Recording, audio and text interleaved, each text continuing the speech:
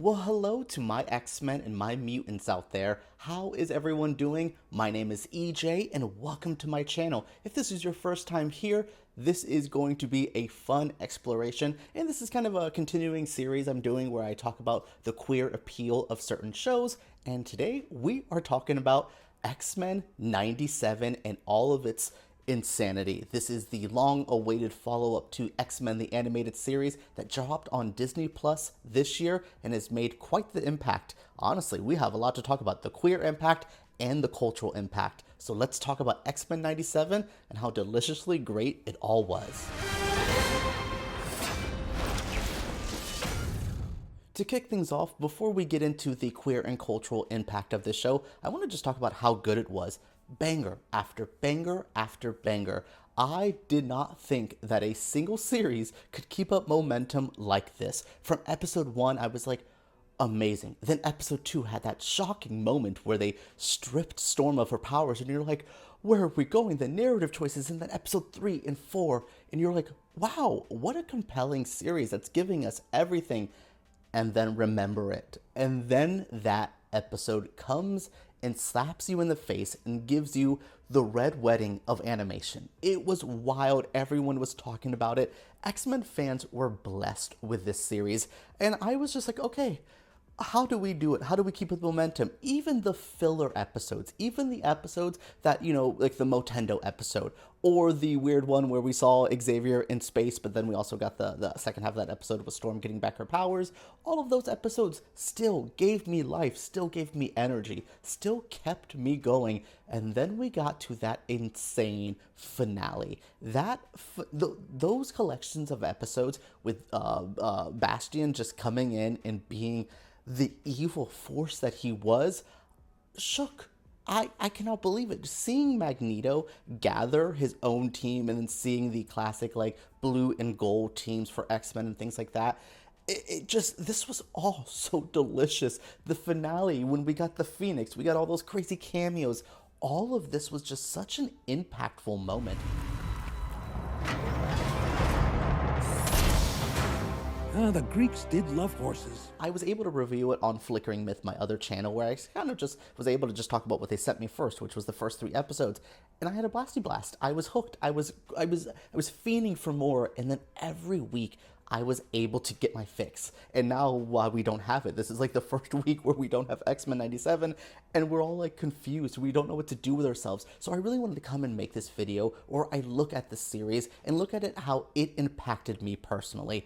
I have been a longtime X-Men fan. Rogue was one of my first, loves, and then I found Jean Grey, and I love that, and Storm. I fell in love with the women of X-Men, which we will have a whole section, we'll talk about that in a moment, but I loved these characters, these stories. X-Men 97 was great, and I loved the Fox X-Men universe. The good, the bad, you take it all. It was just a moment in time, those X-Men movies, especially the first 2, X-Men and X2.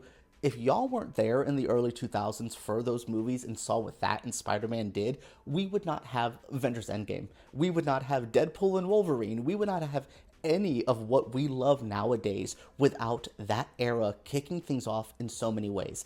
It's just wild to think that X-Men has always been here, but now it's having a moment where everyone gets to see how great the animation is, how great the characters are. Cyclops, oh my god, Scott Summers is liked by the mainstream. If you are an X-Men fan and dealt with how the animated series handled him and then the Fox universe handled him, you're like, what the hell is Cyclops about? Bitch, now you know.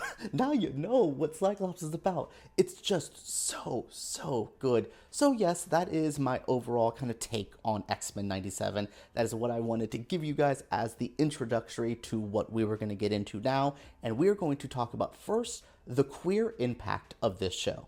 X-Men 97 does not happen the way it is without writer Beau DeMayo.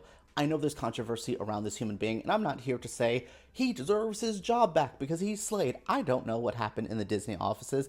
I don't know. I don't particularly care. People lose their jobs, people gain their jobs. I'm not here to talk about that personally. But to have a queer man run X-Men, well, one, we had Bryan Singer, I guess, but I don't even want to consider... I don't even want to consider him. But you're kicked out of the family. Bye-bye. But to have what we have now with the first season of this, to see the queer appeal, because it is told through a queer storyteller's eyes. I'm not saying that this show is gay, and if you're straight or, whatever, you're not going to get it. It's not for you. I'm not saying that. This is for everyone. But for me, I watched it and understood the show on a different level than I think other people did. And I think that's why so many gay people and so many LGBTQ people and just so many people who are just outsiders have always attached themselves to X-Men. And X-Men 97 feels like that ultimate outsider story. But we're not seeing them be I'm an outsider and I'm just a victim. Nah, we're not seeing victimhood here. We're seeing people who have been outsiders, who are done. Like that episode where Cyclops goes off on that woman, and he's giving me Kendrick Lamar, I hate the way you all walk, I hate the way y'all talk, y'all are trash. I lie because the truth is we're nothing like you. Thank God, because it's the only reason you people are still alive. I felt it, and that's what so many people want to deal with, where you're just like, ugh. Why are you hating me? Because you have that one moment where it was in the first couple episodes when that one executioner guy was just like, you guys think you're the only ones with struggles and we don't struggle. We don't feel that way. None of the mutants are like, well, okay, I'm not speaking for all the mutants because Magneto's Magneto, but there is a majority of them who are like, y'all exist over here. I'm just trying to be blue and be fierce. I'm just trying to have red laser eyes and not have y'all hating on me. So there is, again, a queer appeal to the show, the queer appeal to the X-Men that have been around forever. But this show heightened so much of it. I have to get into Magnus and Charles. What old man yaoi did I sit through? Because I just saw two grown old-ass men have a love fight, bro. They're very much best friends, but also it gives me that challengers where I'm like, y'all know each other biblically. Like, y'all have explored each other in the night, and that's what adds to their relationship and what makes them so crazy, because I understand Xavier and I understand Magneto, but for once, I was on Magneto's side for a lot of this. Usually Magneto's a little too extremist for me, but the way this universe was folding out, when he hit me with a shut up, Charles, I was like, shut up, Charles. The worst father in history, Charles Xavier, like, trash. Can't stand him. But yes, I loved watching the Xavier Magneto-ness of it all. It's so great, and it's so much tension. And again, if you've had a longtime friend that you're a rival with, the frenemies, the lovers turned enemies, turned lovers, turned enemies again, you understood so much of the nuance here. And the other big queer moment is the bad ladies, the bad bitches, the badass women who we love in the X-Men. Wow, Storm, multiple badass looks. She looked amazing. Her power regain moment, when she gave me that full Sailor Moon, alien superstar, like, whip. Alien superstar, whip. I'm too classy for this world. Storm in this is, we didn't get enough of her. She did not kick as much ass as I believe Storm deserved to, but she was great. She ate it. She sold it all up. Jean Grey. Even Madeline Pryor. I'll even give Madeline Pryor a little shout out because she looked fierce and the Goblin Queen was cool. But Jean? But the star of this show, Rogue. After watching Anna Paquin not know what to do in those films, to see Rogue handled amazingly and handled badass and sexy and sad and scary and all of her feelings. She was such a complete character. She was everything. This was a main character. This is how you do a female character. She's OP as hell. Rogue is already the most insanely powered thing I can think of. Like, it's insane what she can do with just her base powers that she stole from Captain Marvel. Like, you know what I mean? And then her base powers of just sucking powers. It's crazy. But, like, overpowered women especially are always hard to handle. It feels like no one knows what to do. Beau DeMayo and the crew and the cast and the animators, everyone knew what to do with Rogue to make her a centerpiece star. You also have Jubilee, who did great. There's so many baddies. There are just so many awesome women who really made this show. And I cannot talk about the baddies without including baddie number 18 on the show, Morph. Bitch, when Morph confessed his love to Wolverine, insanity. utter insanity. It was great to see. Again, this show does so much that it's just a fun exploration, and it speaks to a certain demographic of people that, again, it's not for everyone, but it's so made for a group of people who just, it's like dog whistles. You know how you hear dog whistles in the bad way of like, oh, that was a racist dog whistle. This was a gay dog whistle. This was, the gays are here, and we're here, and we loved it, and we ate it up.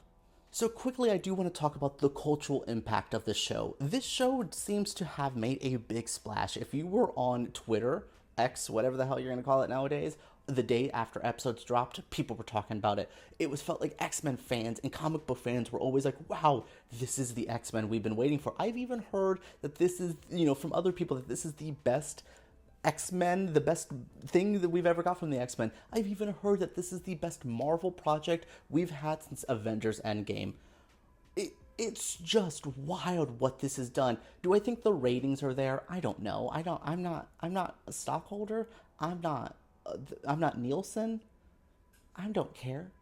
But the ratings aren't there. I don't know. That it's confusing. I don't really know the logistics of the show, but it feels like it made a big splash. It also has seen Marvel rethink some X-Men stuff. They were in development of a movie, but now we have a writer attached to an X-Men movie. It seems like we're forming thoughts. Kevin Feige saw what he had here with X-Men 97 and said, let's try to redo it again, but can he?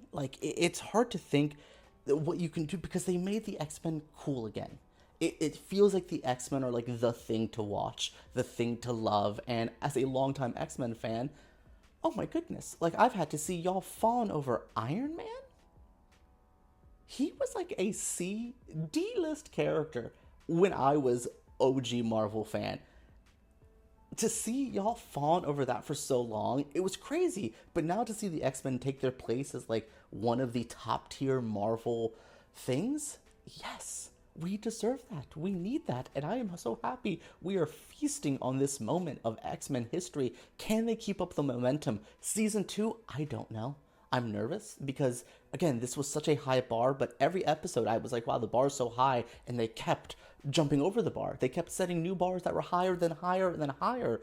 Can they do it again? Season 2 is going to be a big thing. We have the Apocalypse story to deal with, Gambit coming back with Rogue. I thought they were going to reset the timeline with Cable and Bishop doing some timey-wimey shit. So I was a little nervous, but I'm glad we are dealing with the actions of our consequences. Because again, it makes the story more compelling. Old school Marvel, and specifically the old school MCU, would have just wiped this clean and we would have been done. Oh, let's have fun and let's get going. No, we're living in the tragedy, and that's just the impact that this has had. We're seeing the X-Men at a whole new level. They're cool again, the stories are great, and Marvel hopefully is going to take them seriously. Fingers crossed, but at least we always have the first season of X-Men 97. If everything else goes bad, we still have that. Alright everyone, I have talked about this show way longer than I thought on this channel. I don't care if this doesn't get a single view. I was just so happy to express my love of this show and how it made an impact on me this year, why I think it's my favorite show I'm going to watch this entire year. I went through the end of a season of American Horror Story.